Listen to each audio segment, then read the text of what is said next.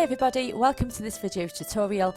This is all about A-Level Sociology Paper 1 Education with Theory and Methods from last summer 2018 paper, and I am just going to give you a bit of a walk through this paper, questions and the answers, and if you keep listening you will get a little bit of cheeky knowledge from the examiner report as well. As always, thank you always for subscribing. If you do like what you are seeing, please click like. If you want to see more, click subscribe, and if you've got any questions, please leave something in the comment box below. So start to familiarise yourself with the front cover.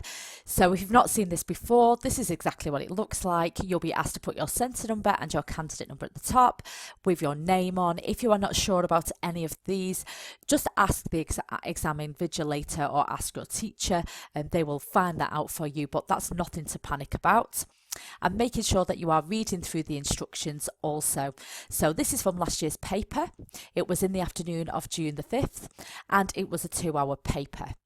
Some of the instructions: you will not need any other materials because this is one of the papers that you write your answers in it. It's in the answer booklet.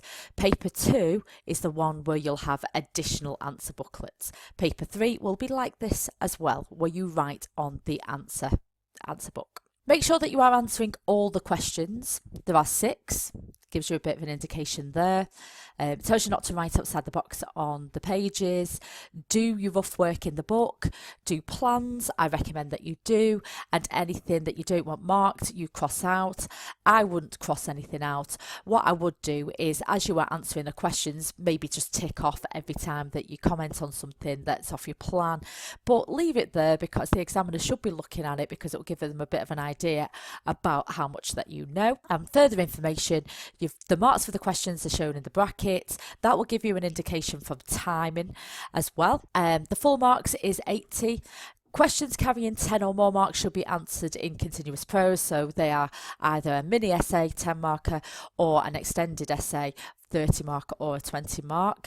And make sure that you are using very good English, specialist vocabulary, so basically pimp it up with sociological terminology, and also make sure you organise it clearly. So that's where good essay structure comes in. And if you check out some of my other videos, I do talk about how to structure paragraphs, how to write good introductions and conclusions as well, and the links are in the comments below. So starting off with the short questions. Questions 1 and 2 are always going to ask you to outline something. Question 1 is worth 4 marks. Question 2 is worth 6 marks. And the trigger word in this one was the reasons. And we were looking for reasons why marketisation policies may produce inequality. And weaker answers identified a policy and then try to explain that rather than what the reason was. And possible reasons were things like cream skimming or silt shifting, or schools will have their own catchment areas which middle class parents can move into, which means that they're more likely to go to a better school, or parental choice, talking about middle class having cultural capital, for example, would explain why they would get inequality because they would get into the better schools. Question 2 was outline 3 reasons for gender differences in educational achievement. And this was a popular and well responded question. Students knew this well. Some students did drift to reasons for subject choice rather than reasons for gender differences, and some failed to be awarded the 2nd mark in each point because they didn't link it to educational achievement, being explicit, like this causes girls to achieve or this causes boys to fail. But popular responses were things like larger subcultures or feminisation of education or changing the job market, leisure pursuits, bedroom culture, for example, were awarded. Now, both of these short questions, a 4 mark and a 6 mark, equals 10 marks, and 10 marks you should be spending 15 minutes. Now, I would recommend that you would probably spend a lot less than that answering those short questions. Question 3 was the 10 marker where you had to apply material from the item and analyse it. And students did pretty well on this one because most could identify the 2 hooks that were placed in the item, which were capitalism continues to exist because each new generation of workers is forced to undertake low-paid, alienating work, which is linking into the first way, which was reproducing a workforce. And then the second way was it is potentially unstable. It depends on the proletariat not seeking to overthrow this unequal system. The second way was the ideological function, and students just needed to show good knowledge and understanding of those two ways using sociologists such as Althusser or Bars and Gintis and whatever. A lot of students, despite having good knowledge, got the hooks confused. So they used the first hook and talked about ideology, and then used the second hook talking about the correspondence principle. And if you do get those two confused, that often meant that you didn't get into the top band, and it did limit your marks. 10 marker, 15 minutes, 2 chunky paragraphs. You do have 2 pages that are available for you to fill in, so use that. Some students went into an extra page as well. Question 4 is your extended essay. This was worth 30 marks. It will always give you an item to hook your knowledge onto, and the question will always ask you to refer to the item and your knowledge, and it will always ask you to evaluate. So they are expecting some sort of either critical analysis or evaluation with this. And this was a really popular answer. I know my students came out of this was like, yeah, we got class and class differences in the educational achievement, and I think it was really answered quite well across the board. A lot of students did know sociological explanations. The better answers did have the range of internal and external. Better answers would also apply the answers to class and achievement, and better answers had explicit evaluation.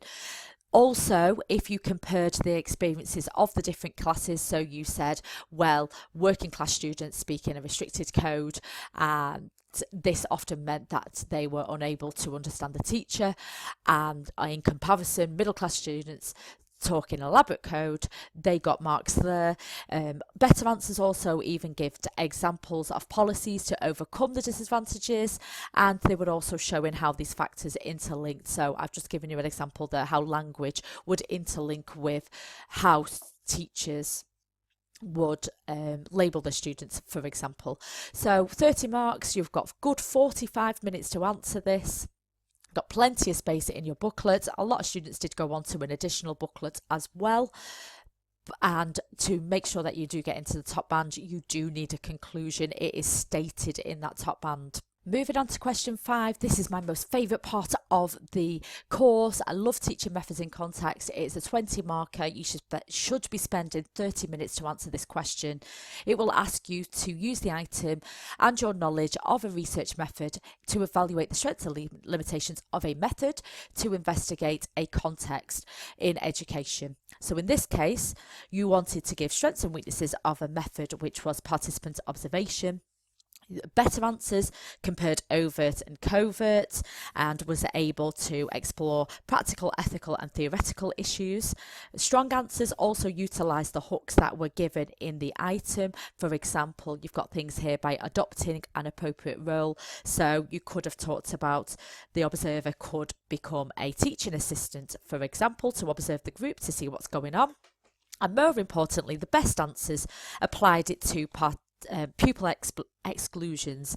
A really blatantly obvious one would be if the student is excluded or sent out of class, they are not in the classroom to observe, so they are hard to study. And if you picked up on things like that, you would have done pretty well on this. But it was a tough question, and many students did struggle to apply to the characteristic of a pupil exclusion and also to participant observation to get into the top band. If you want to have a little bit of help and a little bit of guidance into methods in context, I love it so much.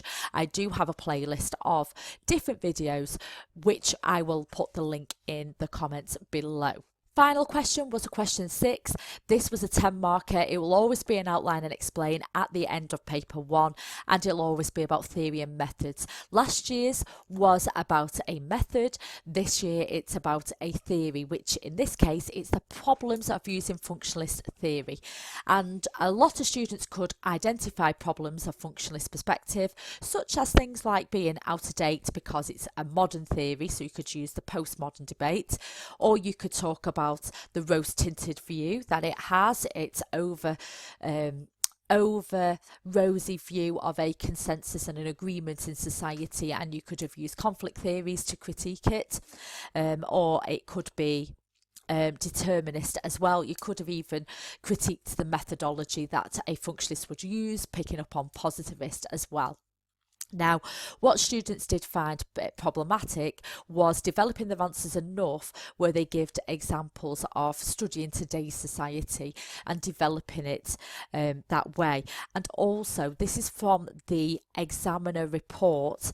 It says explicitly, centres are reminded there is no evaluation in a 10 marker outline and explain. Some students used evaluation at the end, which was bolted on and therefore wasn't credited.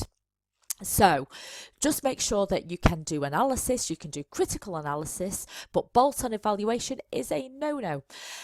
So if you want to see a 10 out of 10 student answer, I will be going through one and I will pop the link in the section below. But as always, thank you so much for watching. This is a walkthrough of last year's 2018 paper 1. If you have liked it, please click like.